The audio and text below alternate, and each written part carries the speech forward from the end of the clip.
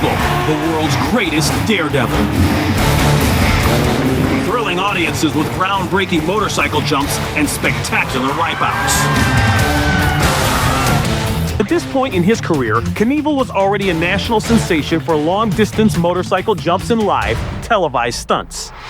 On January 1st, 1968, Knievel sets his sights on jumping the 150-foot fountain in front of Caesar's Palace.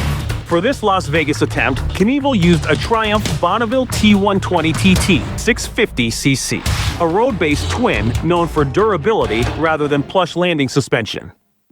Thousands of spectators gather outside to watch, unaware that they are about to witness the most iconic motorcycle crash in history. Multiple camera angles captured the run-up, takeoff, and long tumble, footage that would later be replayed on national television and cement the stunt's fame. As Knievel hits the ramp, the takeoff appears perfect. But the landing is a disaster. Estimated takeoff requirement for that span is roughly 60 to 65 miles per hour at the ramp lip, depending on ramp angle and height. Evel Knievel, the greatest showman the world has ever seen, is determined to jump the giant fountains outside of Caesar's Palace in Las Vegas. The spectacle at the Caesars complex was promoted as one of his longest ramp-to-ramp attempts, drawing heavy holiday crowds and media. The crowd cheers as Knievel races towards the ramp. But as he comes in for the landing, things go horribly wrong.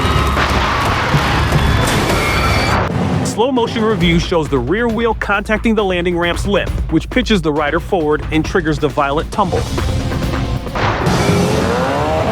Unable to obtain enough speed at takeoff, Knievel lands just 3 feet short, sending him over the handlebars and tumbling across the pavement.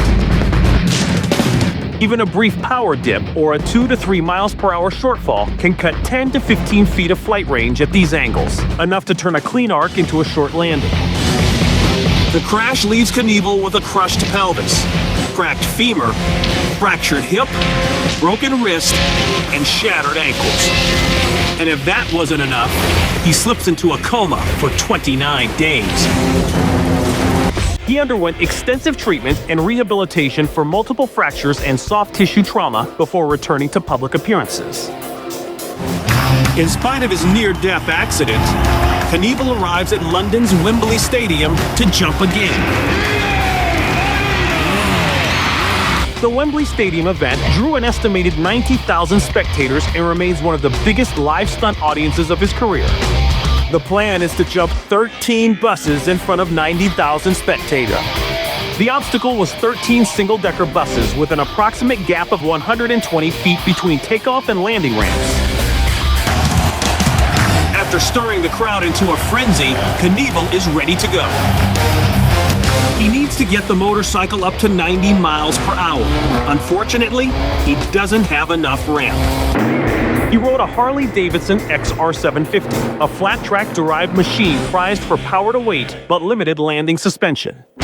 Stadium constraints meant a short, slightly uneven run-up, making maximum ramp speed difficult to achieve. Once again, the takeoff appears perfect. But he comes up just shy of the landing ring. Over 50 yards, he touched down on the last bus and then cartwheeled onto the pitch, followed by a long slide with the motorcycle skittering behind. He tumbles across the pavement, his motorcycle right behind him. Crew members, doctors, and spectators rush to his aid. No one is sure as to the extent of his injuries. On-site medical teams stabilized him quickly. Subsequent evaluations documented significant impact trauma, consistent with a high-speed, short-landing crash. As they load Knievel onto the gurney, he asks his crew members to get him to his feet, unaware he has re-broken his pelvis.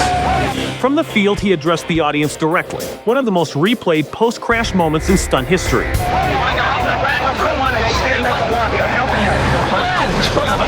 The ultimate showman then finds a microphone and addresses the crowd.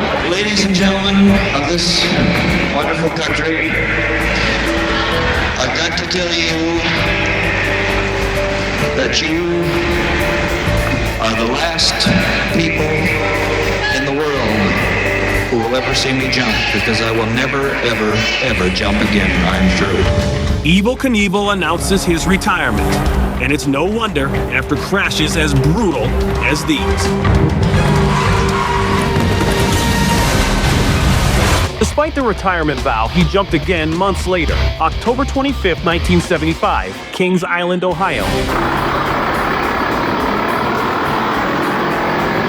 Successfully clearing 14 Greyhound buses about 133 feet and setting a new personal best, which further amplified his legend.